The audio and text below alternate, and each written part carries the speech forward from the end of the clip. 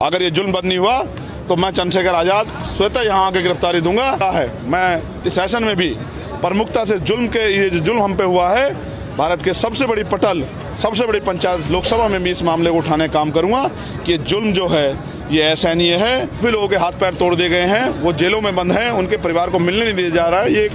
ये जानती है पुलिस कि उन्होंने अपराध किया, उन पर मुकदमे दर्ज होंगे। फिर बड़े स्तर पे जब आंदोलन होंगे तो गिरफ्तारियां दी जाएगी और हम लोग गिरफ्तारी देने के लिए तैयार हैं। जहां हमारे कार्यकर्ता साथी रहेंगे वहां हम भी रहेंगे। अगर ये जुल्म बंद नहीं हुआ तो मैं चंद्रशेखर आजाद स्वतः यहाँ आके गिरफ्तारी दूंगा कि सेशन चलने वाला है। मैं इस सेशन में भी प्रमुखता से ये जो जुल्म हम पे हुआ है, भारत के सबसे बड़ी पटल, सबसे बड़ी पंचायत लोकसभा में भी इस मामले को उठाने का काम करूंगा कि ये जुल्म जो है ये असहनीय है।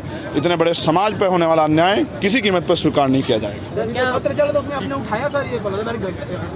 मैंने इस पर लिखा है गृह मंत्री जी को और मुझे विश्वास है कि इसका संज्ञान लिया जाएगा और आने वाले सत्र में हम इस मामले को, स्पेशली इस मामले को, क्योंकि बजट सत्र आने वाला है, तो हम इस मामले को गंभीरता से और ताकतवर तरीके से उठाएंगे कि सरकार इस पर संज्ञान ले और उन अधिकारियों पे भी कार्रवाई हो जिन्होंने निर्दोष लोगों पे जुल्म उठाने का काम किया।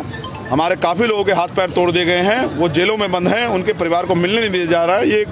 ये जानती है पुलिस कि उन्होंने अपराध किया, उन पर मुकदमे दर्ज होंगे, इसलिए पूरी घटना को लीपापोती की जा रही है। मुझे तो ऐसा भी लगता है इस घटना को षड्यंत्र के द्वारा इसलिए अंजाम दिया गया है। जो पुरानी जांचें चल रही हैं, जो गंभीर जांचें, उनसे ध्यान हट जाए।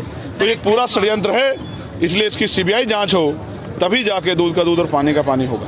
बाबा साहब काशीराम आपके प्रेरणा स्रोत रहे। जानकी से 1984 में उन्होंने लोकसभा चुनाव लड़े और हार गए, इसमें क्या कहते हैं? ये तो मैं आप ही के मुँह से सुन रहा हूँ। बाकी अभी लोकसभा के चुनाव में 4.5 साल, पौने 5 साल बाकी है, तो पौने 5 साल बाद क्या होगा इसके लिए मैं आज कहाँ से कह दूँ। और रही बात आज़ाद समाज पार्टी की, तो आज़ाद समाज पार्टी अपनी जड़ें मजबूत करेगी।